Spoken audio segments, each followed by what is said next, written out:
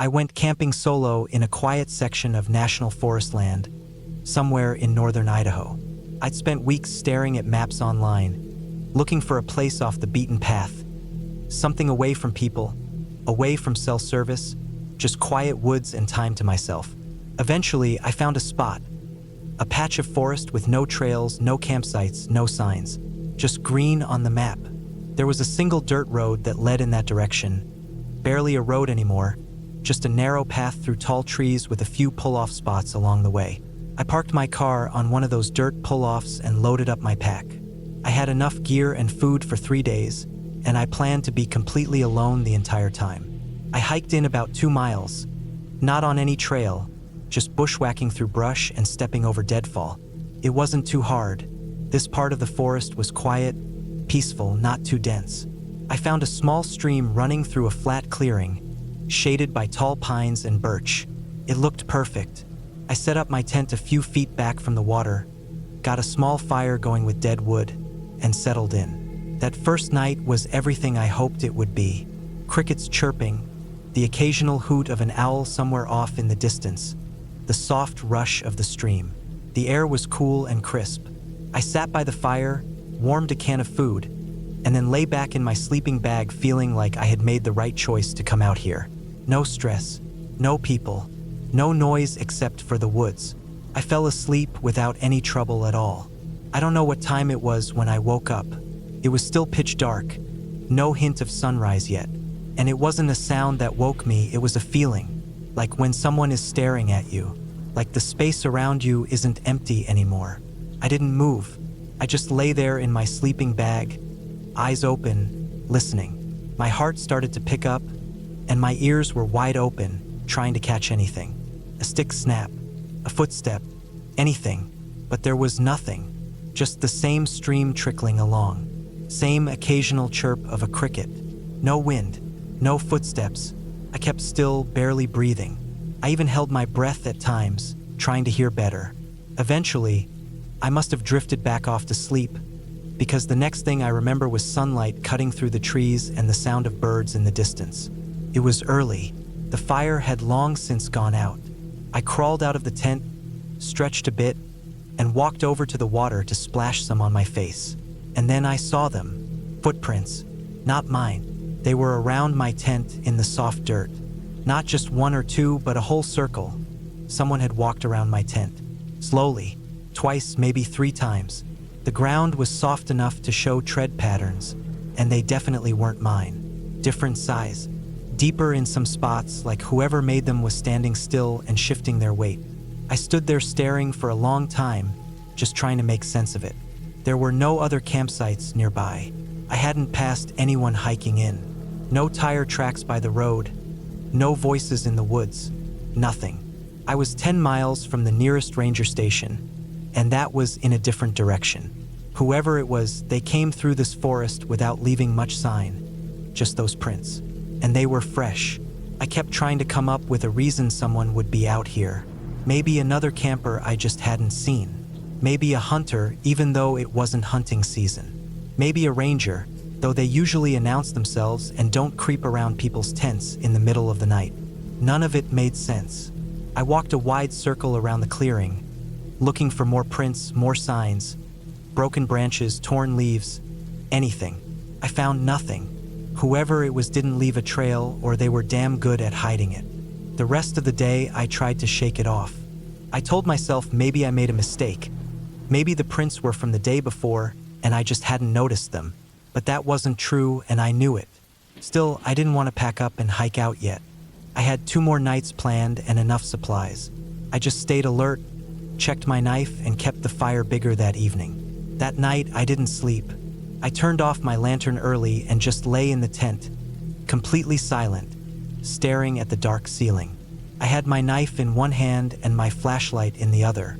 I didn't zip up my sleeping bag. I kept my boots on. I wanted to be ready. The woods were different that night.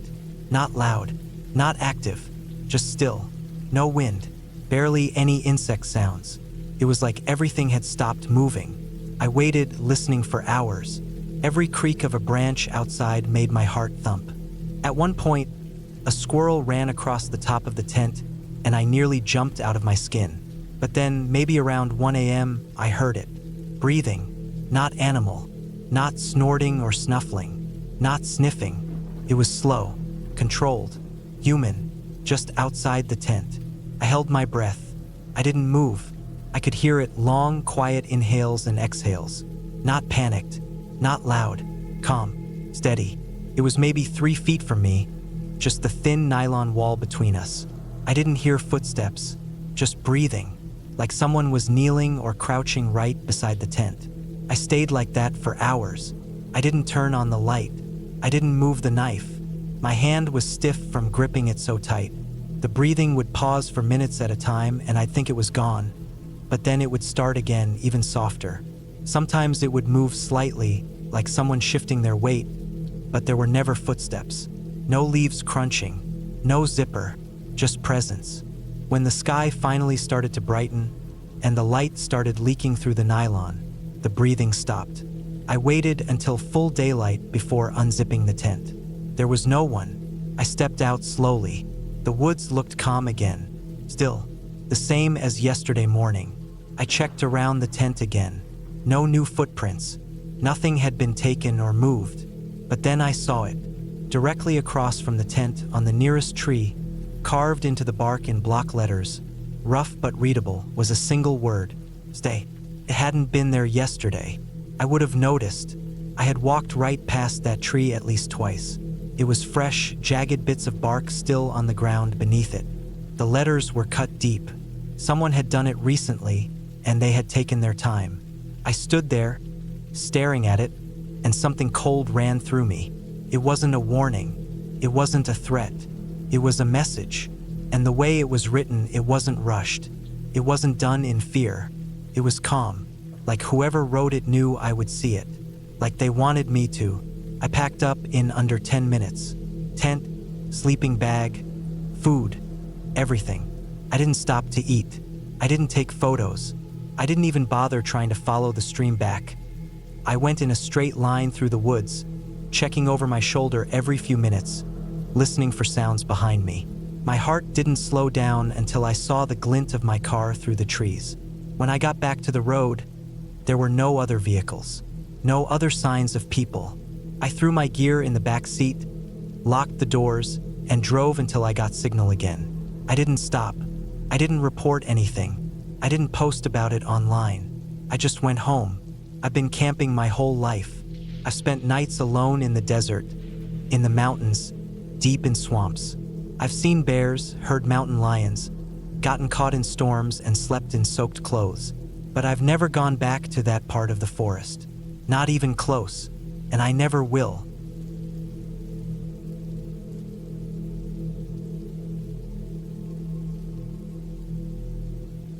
I rented a remote backcountry camping spot through an online reservation system. It was in Colorado, somewhere out near the San Juan Mountains. Not totally off the grid, but far enough out that you had to park at a small trailhead and hike in about 2 miles. The site itself wasn't even marked on the main trails. The description said it was a designated solo clearing, meant for experienced campers who wanted isolation. That was exactly what I wanted. I'd taken a few solo trips before, but this was supposed to be the quietest one yet. Just me, a tent, and the woods. I drove in early that morning. The dirt road to the trailhead was rough and narrow. My phone had already lost signal about 10 minutes before I reached the parking area, which didn't surprise me. Just a small gravel turnout with a wooden post and a trail register box. I signed my name and the date, threw on my pack, and started hiking. The forest felt empty in a good way at first. Just me and the sound of wind in the trees, birds chirping, and the occasional rustle in the brush. The hike wasn't hard, mostly flat with some gentle uphill near the end. I followed the directions on my printed permit, counting trail markers, then took a narrow, barely there path off to the right. After a few more minutes of climbing over some downed trees and pushing through dense undergrowth, I reached the clearing.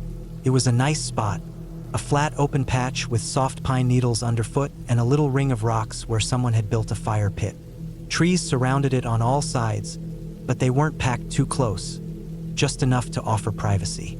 The sun filtered in through the branches, lighting the place in patches.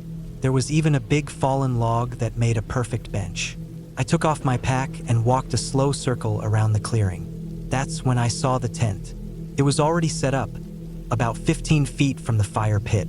A blue, dome-style tent. Looked like it had been pitched recently. Not dirty or collapsed. The rainfly was still on, and the stakes were clean, no signs of heavy weather. I stood there staring at it for a while, confused. I was the only one booked for this site. I was sure of it. I pulled out the printed permit from my pack and checked the date and the name. Everything matched. I figured I might have made a mistake, maybe misread the location or something. So I decided to hike back up to a higher ridge where I'd passed a small outcropping earlier that had a partial view of the valley below. I remembered that sometimes you could get signal if you were high enough. It took me about 25 minutes to get there. I held my phone up and waited. Eventually, a single bar flickered in and out. I refreshed the reservation page. My name was still the only one listed for that night. No other bookings, no errors. It was just me. I stood there for a long time trying to think it through. Maybe someone had snuck in without a permit. Maybe it was a hunter using the spot or someone who had gotten lost and just set up camp. Still, it didn't sit right with me. When I got back to the clearing, the tent was still there. Same position, same shape, but now the front door was unzipped halfway. I stopped walking and stared at it. The tent flap moved slightly in the breeze, but no one came out. I walked closer, slowly. When I peeked inside, I felt this weird wave of discomfort hit me. The tent was completely empty. No sleeping bag, no backpack, no food, clothes, gear, nothing. Just the bare floor of the tent and the mesh windows on the sides. It looked like someone had set it up and never actually used it. I backed away and stood near my own pack, unsure of what to do. I thought about leaving right then, just hiking out and driving back to town. But it was already getting late in the afternoon, and I didn't want to be on that narrow road after dark. I decided to stay just for the night. I set up my tent a good 50 feet away, near the opposite edge of the clearing. I kept my headlamp around my neck, set up a small fire, and cooked dinner quietly. As the sun dipped behind the trees, everything started to feel heavier. I kept glancing at the blue tent. It just sat there, still and open. No movement. I waited for someone to show up. Nobody came. By the time it was dark, I'd already put out the fire and zipped myself into my tent. I didn't sleep much. Every twig snap outside made me flinch. I kept imagining someone creeping around silently. I had my headlamp on all night, just resting on my chest. Every so often, I clicked it on and scanned the tent walls for shadows. Nothing ever happened, but I didn't sleep more than a few minutes at a time. When the sky finally started to lighten, I got up. The air was cold and damp. I walked straight over to the blue tent, not really sure what I expected. But as soon as I looked inside, my stomach dropped. There was something in it now. Right in the center of the floor was a folded piece of white paper. Clean, no dirt on it like it had just been placed there. I crouched down and picked it up with shaking hands. In block letters, written with what looked like a thick black marker, were the words, "You shouldn't have come here alone." No name, no other message, just that. I felt a cold wave wash over me. I stood up, turning in circles, scanning the woods. I didn't see anyone. I didn't hear anything, just the sound of wind through the trees and the distant calls of birds. But I knew someone had been here. Someone had to have walked into that tent in the middle of the night and left that note. I didn't pack up properly. I shoved everything into my pack as fast as I could. Tent, stove, food. Jammed it all in without folding or wrapping anything. I kept looking over my shoulder the entire time. I left the fire pit cold and scattered and didn't stop moving until I reached the main trail.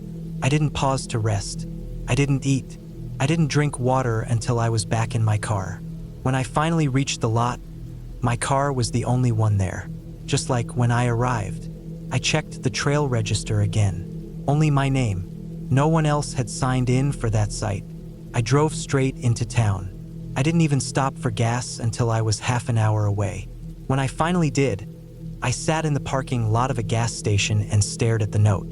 I'd stuffed it into my jacket pocket without even thinking. It was still folded the same way. I kept wondering how someone could have gotten that close to me without making a sound.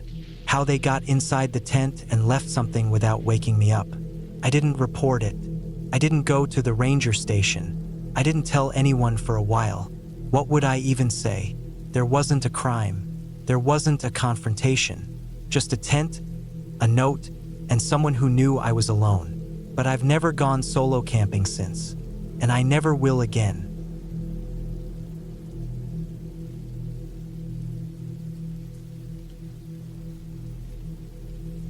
One fall, I was hiking through the woods in northern Michigan. I'd taken the week off work, rented a small cabin near a state forest, and planned to spend a few days hiking, reading, and staying off the grid. The kind of trip where I turned off my phone and let time slow down a little. The air was crisp, the leaves were already turning orange and red, and the forest floor was thick with fallen leaves. I liked the stillness of it all. No traffic, no voices, just the wind and my footsteps crunching underfoot. That day, I was doing a longer loop, about 12 miles. I started around 9 in the morning, a light pack on my shoulders, just water, a sandwich, and some basic gear. I didn't expect to see many people. It wasn't a popular trail, and it was midweek. The sky was overcast, and the air smelled like damp pine and rotting leaves. Felt peaceful. About halfway in, maybe 6 miles or so, I heard the first gunshot. It cracked through the quiet like a whip, echoing off the trees. Then another, not rapid, just spaced out. I froze for a second, then remembered it was hunting season. Not unusual. Still, I wasn't taking any chances. I pulled my orange vest out of the pack and slipped it on. It wasn't a big one, just one of those thin mesh types with reflective strips, but it would make me visible enough. I kept walking. The trail narrowed and twisted through thicker woods, mostly maples and oaks with their leaves starting to drop. A few minutes later, I noticed movement ahead. Off the trail to the left, 3 men standing just beyond the trees, maybe 20 or 30 feet in. At first, I thought they were hunters. They wore full camo, head to toe, and they stood still, almost too still, like they were waiting. But they weren't holding rifles. One had a machete in his hand, just hanging loose at his side. Another had what looked like a crossbow strapped across his back. The third had nothing visible, but he stood with his arms crossed and didn't take his eyes off me. I nodded at them as I passed. Just a polite gesture. Nothing too friendly, nothing too inviting. They didn't nod back, didn't say anything, just watched. I didn't break stride, but I felt the tension grow in my chest. Something about them felt wrong. Not like hunters. They weren't wearing the usual blaze orange. And there was no sign of hunting gear, no coolers, no field dressing kits, no dogs. Just machetes and silent staring. I picked up my pace a little, kept walking without looking back.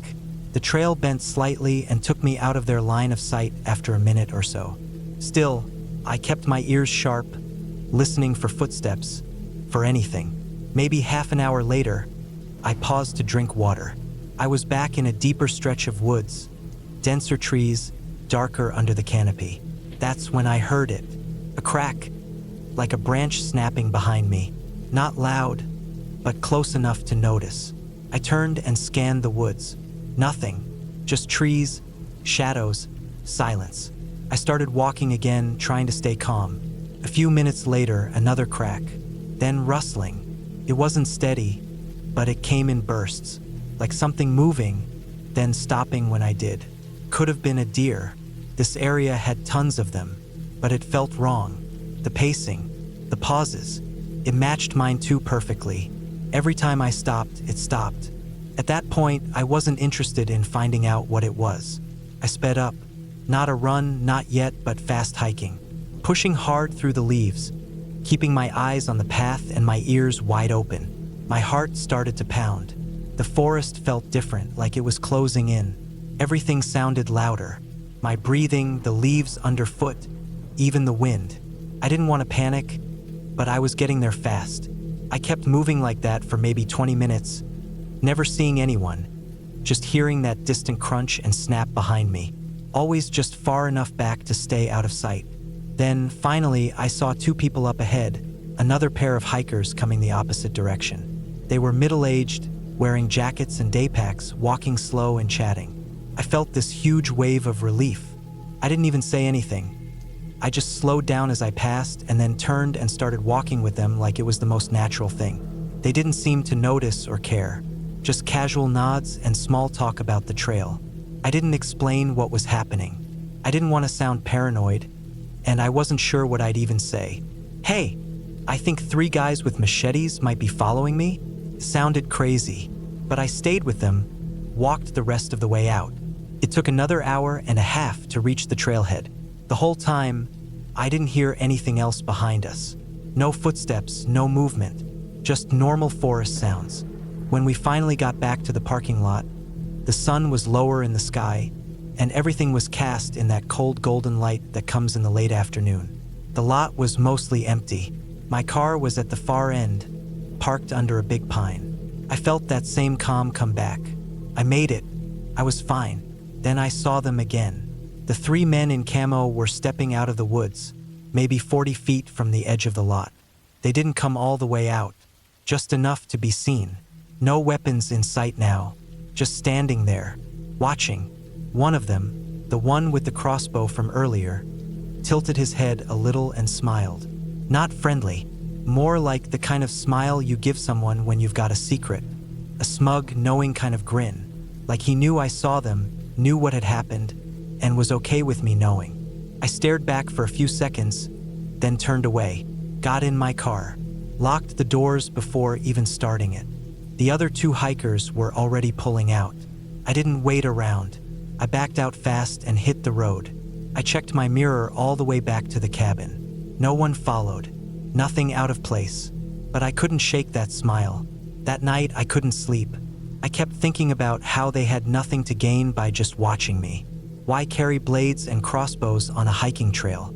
Why no rifles during hunting season? Why follow me without doing anything? Unless doing nothing was the point. Just enough to scare. Just enough to show me they could. I cut my trip short, left the cabin the next morning and drove home. Never filed a report. What would I even say? There was no crime, no confrontation. Just watching. Just that awful silence and the feeling of being followed. But I've never gone back to that part of Michigan, and I still think about that smile sometimes.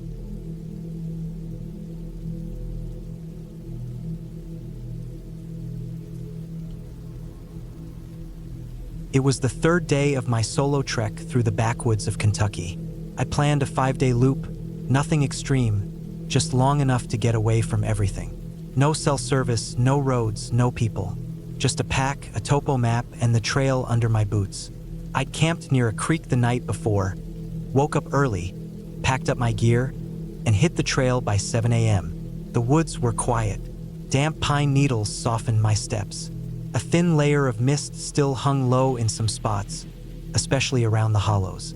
It was peaceful, the kind of peace you can only find miles away from anything man-made. About mid-morning, maybe around 10, I came to a narrow bend in the trail. That's when I saw it. A strip of yellow caution tape stretched between 2 trees on either side of the path. It was bright, fresh-looking, fluttering slightly in the breeze. I stopped and just stared at it for a moment. There was no sign explaining it. No trail closure notice, no downed trees, no hazard. It didn't look like the kind of tape you see from trail maintenance crews either. Just a single strand of caution tape, stretched across the trail like a barrier. It was strange, but I wasn't about to turn back. I figured maybe some hunters or surveyors had left it there and forgot to remove it. I checked the map, my route should have been clear. I looked around, nothing else unusual, so I stepped off the trail and bushwhacked around it, about 20 yards to the side, then rejoined the trail on the other side. Nothing else seemed off, for a while, but about 10 or 15 minutes later, I noticed another piece of tape. This time, it was tied low across the path, ankle height. It almost looked like it was meant to trip someone. I stopped again and stared at it. Still no signs, still no reason for it. Just this yellow strip, tight and deliberate, stretched low across the trail. I stepped over it and kept going, but a knot had started to form in my stomach. My pace slowed a bit, and I kept scanning the woods more often now. Not even 5 minutes later, another strip. This one chest high, then another one, tied between two small saplings just off the trail, like it had been there a while but was recently retied. Each time I saw one, I felt more off. Not scared, exactly, but that cold tingle in your arms, like your instincts are trying to get your attention. I looked for other footprints, for any sign someone else had been through recently, but the trail was dry and packed down. Nothing fresh. After a while, the tape stopped. I didn't see any for a good stretch, maybe half a mile, and I started to relax a bit. I was still uneasy, but I kept going. The trail began to open up, trees thinning, and then I reached a clearing. A wide one. It didn't feel like a natural meadow, more like something had pushed the trees out. There was no grass, just packed dirt, roots, and patches of moss. I stepped in slowly, scanning the area. Then I saw the clothes. Rows of them, not hung or piled, laid out flat on the ground, like someone had taken them off and set them there with care. Shirts, jeans, jackets, socks, even boots. All of them spaced out evenly, maybe 3 feet apart in each direction. At least 20 full outfits. Some looked old and sun-faded. Others were dirty but more recent. The boots especially. Some had mud still caked in the soles, like they'd been worn just days ago. There were no backpacks, no wallets, no gear, just clothing arranged in a grid. I stood there for a long time, not moving. Every instinct in me screamed that I shouldn't be there. It didn't make sense. There was no sign of struggle, no blood, nothing torn. Just clothes, all human-sized, adult sizes mostly, a few smaller sets. Felt wrong, like I'd walked into something I wasn't supposed to see. I didn't know what this place was, but I knew I didn't want to be there anymore. I turned around, fast, walked quickly back the way I came, trying to retrace my steps. I didn't run. I didn't want to trip, didn't want to panic, but I walked hard. I kept my eyes sharp, looking for the bend in the trail that would lead me out of that clearing. That's when I saw the tape again. A new strip, tied across the trail I had just walked. It hadn't been there 10 minutes ago. It was tied tight, waist height, pulled clean between 2 trees. The knot was fresh. The tape was clean. I froze. My breathing got shallow. I looked behind me, nothing. I looked off trail. Through the trees, nothing moved. No sound. The woods were too quiet. No birdsong, no squirrels, just the wind and my breath. Someone had to be out here. Someone who didn't want people passing through. Someone who had seen me, maybe even watched me in that clearing. I backed away slowly from the new strip of tape. Then I stepped off trail again, trying to find a new way around, cutting wide this time, maybe 40 yards to the side. I didn't want to follow the same trail out in case they were waiting along it. I bushwhacked through undergrowth, breaking twigs, ducking under branches. It was slow going, and every few minutes I stopped and listened. Nothing, just my own footsteps and my own breath. After a while, I found a small dry creek bed and followed it downhill, thinking it might intersect the trail farther back where I'd come from that morning. I kept moving, keeping my direction steady with the sun and compass, trying not to think about the clearing or the tape. After about an hour of scrambling through the woods, I finally saw the trail again. Relief hit hard. I climbed back up onto it, looking both ways. No tape, nothing on the path. I turned in the direction of my previous night's camp, planning to double back and exit early. I had enough food and water to get back to my car by late evening if I kept a strong pace. I didn't stop to eat. I didn't stop to rest. Just walked, hiked fast, steady. Every now and then I glanced behind me, but I never saw anyone. I started seeing familiar terrain again. Rocks I remembered, a fallen log I'd stepped over yesterday. I was back in the zone I knew, and that helped. I made it back to the pull-off where my car was parked just before dusk. I threw my pack in the back seat, locked the doors, and sat there for a long minute, trying to breathe normally. My clothes were damp with sweat. My hands were shaking. I didn't understand what I had seen out there, and I still don't, but I knew I wasn't supposed to see it. When I got home, I looked online for anything about that trail. Missing hikers, odd sightings, backwoods dangers, anything. But I found nothing. No official warnings, no reports. The area was listed as safe, just remote. I never went back. I've hiked since then. Different places, always more populated, always with others. But that clearing, those clothes, the fresh tape, those images still hit me sometimes when the woods go too quiet. Whatever I walked into out there, it wasn't an accident. It was deliberate, planned, set up, and whoever set it up was still out there.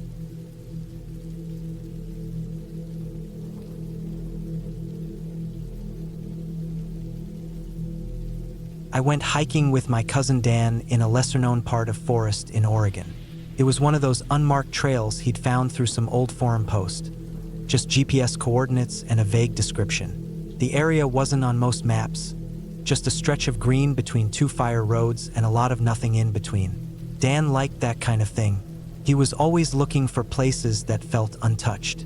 I went along because I liked the quiet, and I figured it would be a decent break from work. We parked on a small pull-off beside a dirt road and started hiking early, around 8 a.m.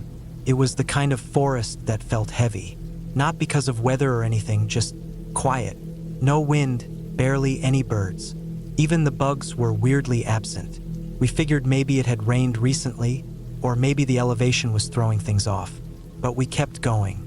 After about 6 miles, the trail got harder to follow. It narrowed and twisted, and the trees started growing closer together. We stopped for a bit on a ridge and had some snacks, then decided to drop down into a valley where the trees looked thinner.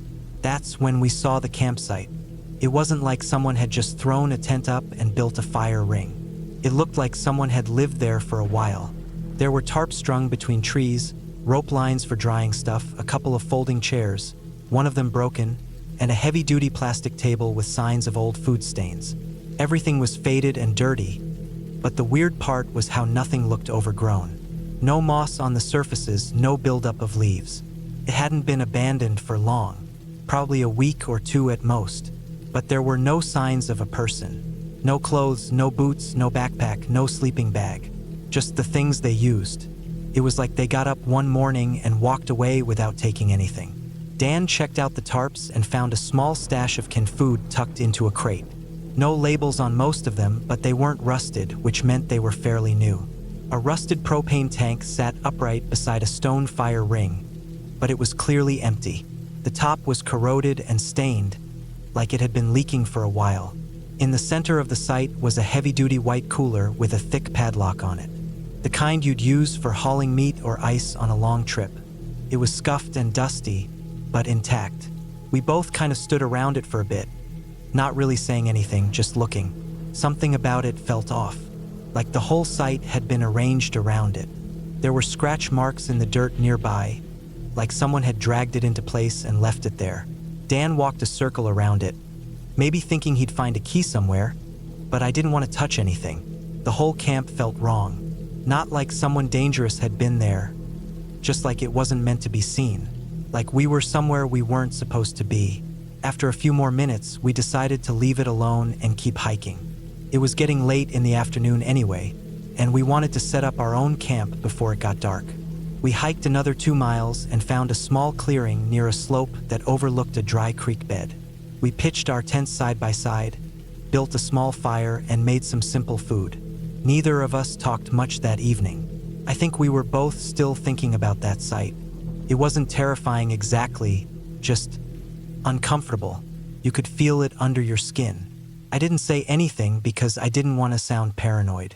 Around midnight, I woke up. First, I thought it was just a dream.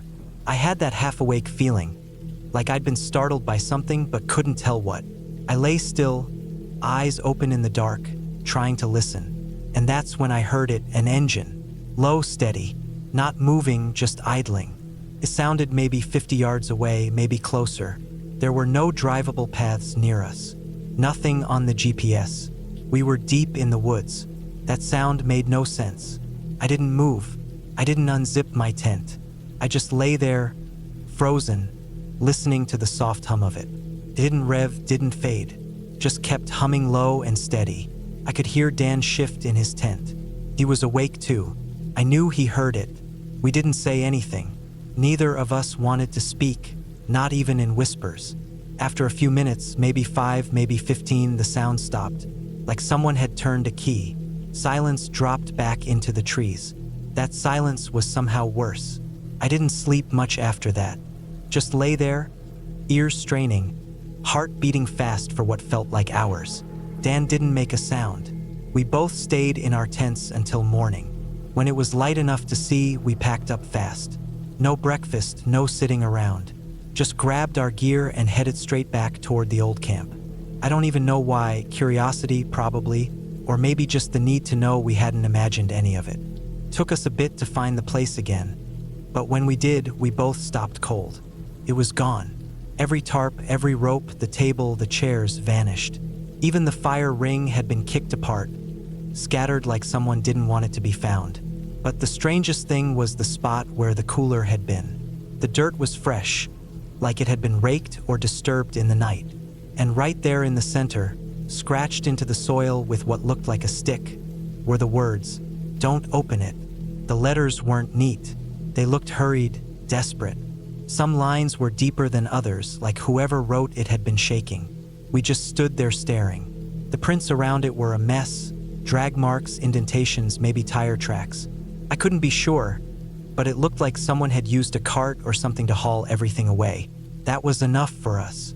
We didn't talk about checking the area again. We didn't take photos. We just turned around and hiked out as fast as we could. We barely stopped for water. The way out felt longer than it had the day before. Every now and then I thought I heard something behind us. Twigs snapping, faint movement, but I didn't look back. I didn't want to see anything. I just wanted out.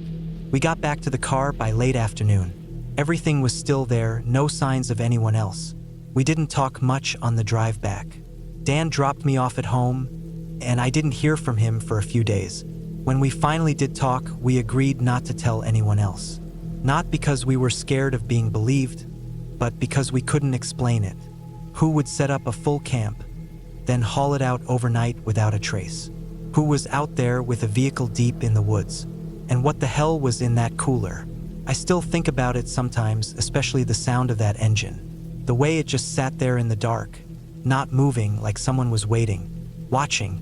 We never went back, never tried to find that trail again. Whatever was out there, it didn't want to be found. And whatever was in that cooler, I'm just glad we left it locked.